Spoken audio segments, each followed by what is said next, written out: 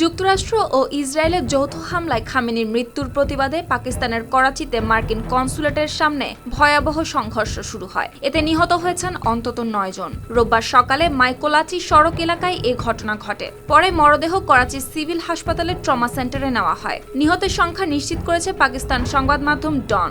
এদিকে প্রত্যক্ষদর্শীদের বরাতে আন্তর্জাতিক গণমাধ্যম আল জাজিরা জানিয়েছে, বিক্ষোভকারীদের একটি অংশ কনসুলেট ভবনের দিকে অগ্রসর হয়ে ভেতরে ঢোকার চেষ্টা করে।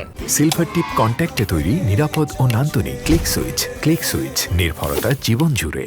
সামাজিক যোগাযোগ মাধ্যমে ছড়িয়ে পড়া ভিডিওতে জানালা ভাঙচুর ও আগুন ধরানোর চেষ্টার দৃশ্যও দেখা গেছে। পরিস্থিতি নিয়ন্ত্রণে আনতে আইনশৃঙ্খলা রক্ষাকারী বাহিনী লাঠিচার্জ ও কাঁদুনে গ্যাস নিক্ষেপ করে। এরপর সংঘর্ষ ছড়িয়ে পড়ে পুরো এলাকায়। এতে বিক্ষোভকারীদের পাশাপাশি 2 পুলিশ সদস্য আহত হওয়ার খবর পাওয়া গেছে। এদিকে খামেনি হত্যার প্রতিবাদে ইসলামাবাদ ও লাহোরেও বিক্ষোভের খবর পাওয়া গেছে। করাচির ঘটনার পর পাকিস্তান জুড়ে নিরাপত্তা ব্যবস্থা আরও কঠোর করা হয়েছে, তবে পরিস্থিতি এখনো থমথমে। শুক্তি রায়, RTV।